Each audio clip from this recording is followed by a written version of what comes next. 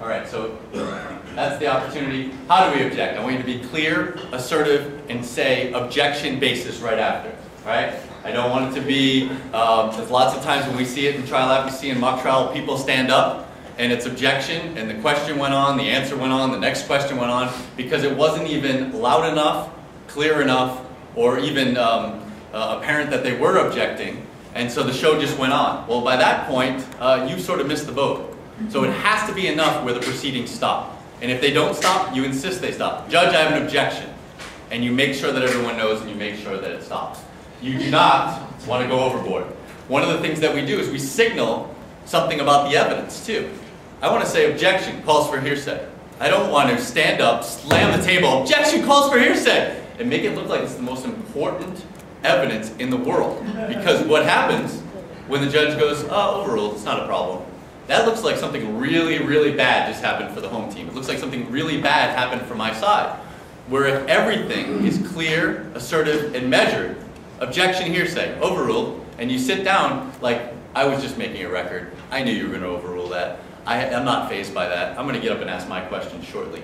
That's how you want it to appear. With objections and responses, you want it to appear that's exactly the way I thought this was going to go out. If they're looking at you, they shouldn't be able to say, oh, he's having a really rough day. Or the judge is really not ruling with him a lot. He must be that he doesn't know what he's talking about, or he doesn't know the rules of evidence. You don't want that to be the conclusions. You want the conclusions to be, he seems unfazed by that. He made an objection, whatever the judge ruled and whatever that meant, it didn't seem to affect Porter, so it must not have been that bad. That's what you want the perception to be. All right, as it relates to responses, you try to prevent it at first by asking the right questions. If I'm the proponent, remember, we're proofreading. I'm trying to do things in a way that doesn't draw an objection. If there are two paths, I'm not taking the one less traveled, I'm taking the one with less objections. Right? I want to craft questions, lay foundation, do things in a way that causes the other side to stay seated. Hopefully it causes the other side to start working on their parts and not listening. Right? I want to be that one in the courtroom that does it the right way, that protects, understands the rules of evidence, and crafts my questions appropriately. But if they stand up, then it's time to respond. This is when we get into the procedure of how we go about objecting and responding. The first inclination that you will have, especially as a law student, especially as a new trial attorney, is always to look at the person objecting. You hear objection while you're zoned in on the witness. You hear objection, lacks authentication. The first thing you want to do is turn and look at them. I want you to envision this invisible wall. There's no looking at each other, right? And there's certainly no talking to each other, arguing with each other as we go through. What I want to happen is you look at the witness, you're looking at the witness asking your questions. Objection, you turn your view just to the judge. There's an invisible wall between you and the objecting party, your opponent. You're instead looking to the judge, and you're looking to the judge in a certain way. You're looking to the judge with a call on me face. Right? There's two ways to look, and as professors, we know the two ways that you can look. One is, oh my God, I hope this never happens, and I hope he doesn't call on me. The other one is, I'm not raising my hand, but I'm doing everything I can, by the way I'm presenting myself, to say, call on me. That's what you want your response face to be. You want it to go from witness to judge with, call on me, I have the answer for this. Call on me, I can solve this potential issue, I can tell you where I'm going, I can get us back on track to the question and answers. So that's what I want. I want a call on me face. I want something that compels the judge to look at me and say, I have the answer here. That's not it. That's not it. That's something other than a call on me face. The other thing I want you to do is you keep up that invisible barrier. As the arguments go back and forth, you still do not look at your opponent. The argument and the discussion on the rules of evidence is through the court. It's through the court. You're telling the court the response. You're telling the court as proponent why you're able to do what you were doing, or why it doesn't suffer from that form of objection that was made, or why it doesn't implicate the rules of evidence the way that your opponent says it does through their objection. The key thing with response is that I want you to respond to the objection that is made. I can't tell you how many times in trial we reveal ourselves to the jury as not knowing what's going on or not listening to the words that come out of opponent's mouth. If I'm asking questions back and forth to a witness and it's objection, hearsay, I have to listen to that objection. I have to understand what it meant in the context of my questions, and I have to respond to it. The judge doesn't want, and the jury can sense when the response goes in some other direction. Those of you that know, I call this, and I call this in evidence, and I call this in trial advocacy, I call this crazy talk. When it is objection hearsay, and your first words are, it's relevant because, not only if you have the right judge, a judge that understands the rules, knows they either didn't hear the objection, didn't care about the objection, or they're not interested in responding to what the objection was.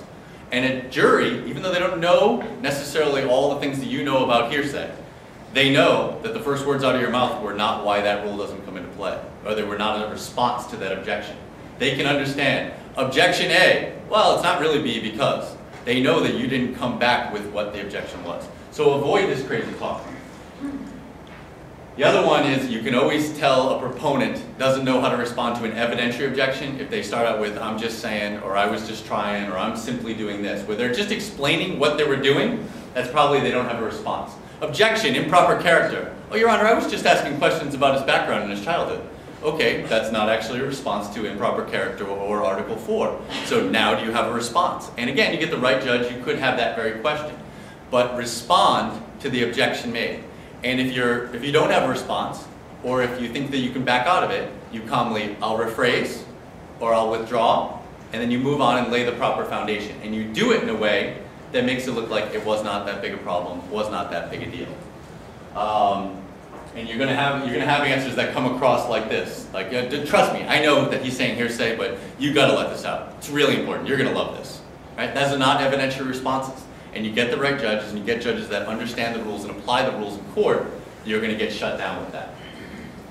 The last one as it relates to, and I'm gonna end on this as it relates to the counter. Right? I said as an objecting party, you stand up, you too face the judge. You too talk to the judge. You say objection and then basis clearly. Objection lacks authentication. I'm looking at the judge, I'm not looking at the proponent who was asking the question. Understand, I have more to say about that. I have a whole explanation for the court, should the court choose to hear it, of why this evidence lacks authentication, why there's a problem under Article 9, why I think that the proponent hasn't done what they're supposed to do under this rule to say that the evidence or the exhibit is what it purports to be. There's a lot to be said about it. I invoke this discussion, I start this discussion with objection, basis. Objection lacks authentication, and I too look at the judge with a call on me face. I too look at the judge where I have more to say about my objection. And it goes back and forth. And understand that the conversation narrows down through this back and forth, through this ping pong match of objection, response, counter to the response. The most popular one and the easiest way to explain it is hearsay. Objection, hearsay. Your Honor, this is not hearsay because it's a party admission, 801 D2A. Well, that's now the discussion. The discussion is not all of hearsay and all of its exceptions. The discussion now has narrowed down to a party admission and whether a party admission applies. So as it goes back to the counter and it goes back to the original party who objected and objection hearsay, that conversation narrows. My next response, if I don't want it to be crazy talk, if I want it to be listening and responsive to my opponent, is going to be, it's not a party admission, or 801 D2A does not apply for the following reasons. So the conversation always narrows as it relates to responses. And then in the end, judges don't like doing this, but you make them do it. You want rulings. You want a resolution, right? Judges will try to encourage you to go anywhere else other than getting a ruling. Do you think you want to rephrase that? I'd like to know the actual ruling on the objection first. So you want to do it in a way, again, that doesn't incite the judge or anger the judge or alienate the jury, your audience, but you do want to get rulings at the end of this. And that's all I have as it relates to objections, responses, and then counters to responses. Remember that the jury is watching.